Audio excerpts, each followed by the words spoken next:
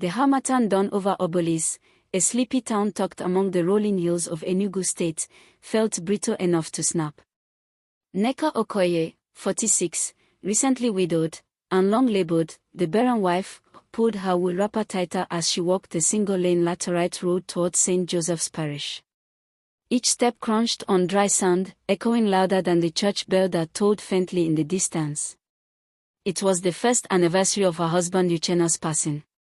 She planned to light a candle, whisper a prayer, and return home before the market women's voices filled the morning. But a strange cry halted her stride. It floated from the half-built duplex at the junction, a concrete skeleton abandoned mid-construction after its wealthy owner fled a corruption probe. Children dared each other to explore it by day, adults crossed the road by night. No one expected life inside those ruins. The cry sounded again, high, urgent, unmistakably infant. Nneka's heart thudded. Years of aching for a child had trained her ears to every baby's whimper in Obolis. She crossed herself, stepped through the sagging gate, and tiptoed over broken blocks. The building's hollow hall funneled the sound upward. On the dusty landing of the half-done staircase lay a raffia basket lined with a faded anchor wrapper. Inside, two newborns, girl and boy, gazed at her with watery eyes the color of kola nuts. Blood still streaked their umbilical stumps. A plastic feeding bottle half filled with watery pap rested beside them. A penciled note, damp with dew, read, "If God wills it, save them. Their father seeks to bury shame in silence." Nneka's throat burned. Her trembling fingers hovered, then gathered both babies to her breast. Somewhere, a car engine revved and faded, maybe someone watching, maybe not. Instinct eclipsed caution.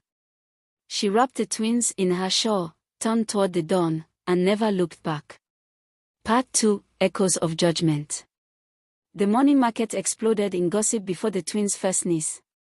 Nneka found babies in that haunted house, one vendor hissed.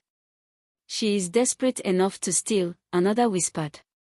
Father Anechib, parish priest, fetched the police while a nurse from St. Teresa's clinic examined the infants.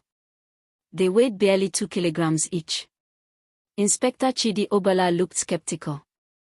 "Madam, abandoned twins in a notorious building. Convenient."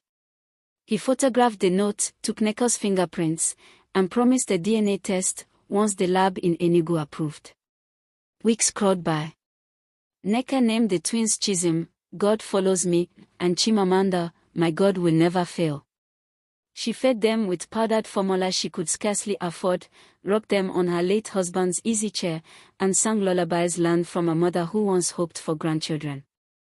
Every night she relieved that cry in the ruins, sometimes hearing footsteps behind her that had never been there.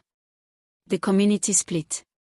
Some women from the Christian Mothers League donated diapers and cassava flour, others urged the police to dig deeper. Those children belonged to someone rich enough to hide a scandal, they reasoned. Kidnappers sometimes dump babies to distract the authorities, warned Inspector Obala. 3 months later, just before the DNA results arrived, the twins fell terribly ill, high fevers, convulsions, rattling coughs. The clinic recommended oxygen in Enugu. Nneka's savings from her late husband's taxi business were gone. At 2 a.m., she carried both babies on her back, flagged a lorry driver hauling tomatoes, and rode in the open truck bed for 2 cold, desperate hours to the teaching hospital.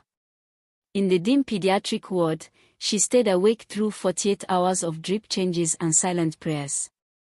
When the crisis passed, the consultant pediatrician, Dr. Adiz Nofa, asked gently, "Madam, they survived because you never left their side. But their file lists you as foster parent.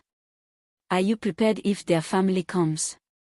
Nneka answered with a question of her own, "Doctor, can a heart survive being emptied twice?" Part 3, Shadows in the City. Exactly 6 months after that frozen dawn, Inspector Obala returned, this time flanked by a lean man in a Navy senator suit, dark sunglasses hiding restless eyes. "Madam Okoye," the inspector began, "this is Chief Valentine Obi, CEO of Valobi Ventures. He requests privacy. Inside Neko's parlor, Chief Obi removed his glasses. His pupils danced between guilt and relief. He confessed in fragments: a hidden affair in Lagos, a mistress who died during childbirth, a political campaign poised to launch in 2 weeks. My rivals would ruin me if they discover twins born out of wedlock, he whispered, sweating. The plan had been to pay midwives to keep the birth secret and place the babies in an orphanage far away. But panic hit.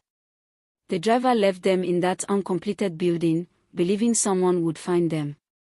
I can take them now, he finished, stretching out a gold-ringed hand. Nneka felt the earth tilt. She pictured the damp notes, the fevers, the lullabies. Take them, she echoed. The inspector cleared his throat. Madam, the DNA matches, 99.98%. In the eyes of the law, they are Chief Obi's. But in the eyes of God. Nneka shot back, voice quivering. He abandoned them to die. Chief Obi's jaw tightened. Name your price. She rose, surprisingly calm. Their lives are not for sale.